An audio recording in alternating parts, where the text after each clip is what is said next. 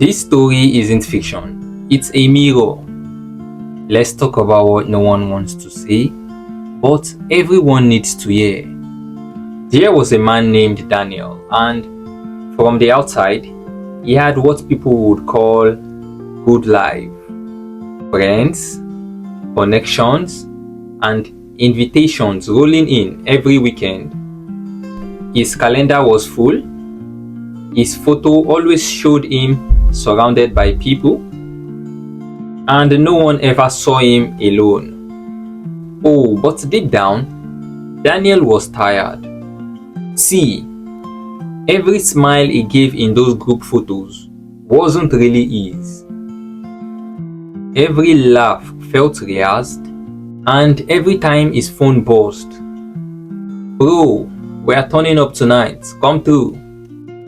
He said yes, not because he really wanted to go, but because he was scared of what would happen if he said no. It all started small.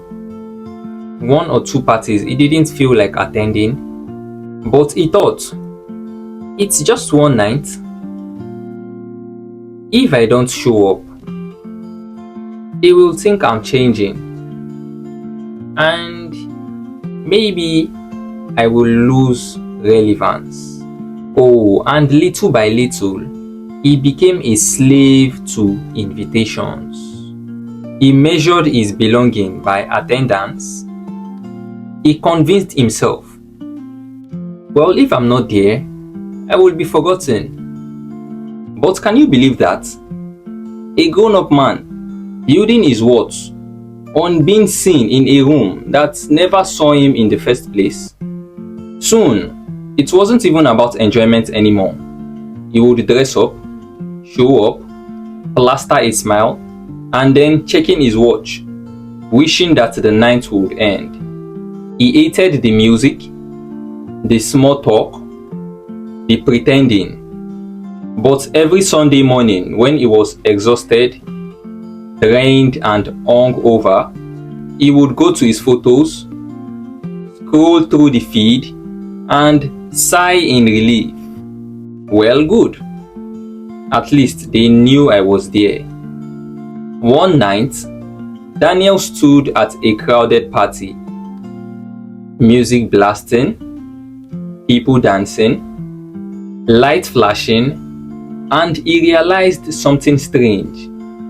No one was really talking. Everyone was posting. And everyone was half present. People weren't there for joy. They were just there for proof. Proof for validation. And in that moment, he whispered to himself, oh, so this is it. I'm really not living, I'm just performing. But that was the beginning of his awakening. He didn't skip cold turkey. No. At first, he just stopped skipping one or two gatherings. And he would say, oh, sorry, I can't make it tonight. But at first, he would sit at home and feel guilty. And his mind would start playing tricks on him. They are all out there laughing without you. They are replacing you. Oh, but slowly, he noticed something. The world didn't end when he didn't show up. His real friends still called. His absence didn't erase him. And the silence he feared, it wasn't so loud after all. Week by week, Daniel learned to start choosing by himself. Instead of saying yes, he would say, do I really need to choose this? Or do I just want to be seen? The more he said no, the lighter he felt, and this made him discover hobbies he never knew he had.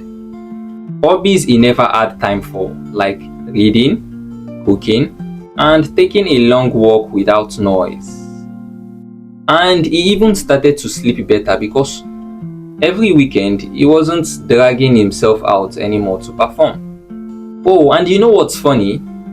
The only people who valued his presence at parties stopped calling, but the ones who loved his presence as a person, they started drawing closer to him. And now, Daniel starts living differently. His joy isn't tied to the crowd. His peace isn't tied to the invites. And his worth isn't tied to the photos. He doesn't see the need to show up to prove himself anymore, because now he finally shows up for himself. Now see, here's the real story.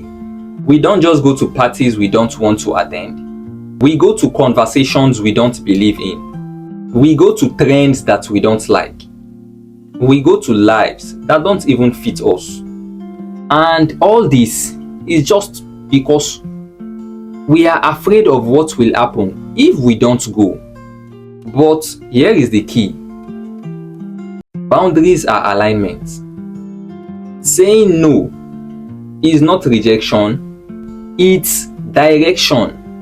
Sometimes the best way to belong is by stepping out of the places you never belonged in the first place. If this story made you pause, then maybe it's time to talk to yourself. We just came to the end of this video, and I'll urge you to follow, subscribe, like the video, comment your opinion, share this video to who you feel needs to hear it. Let's awaken the soul, one story at a time. Thank you for watching, and I'll see you in the next video.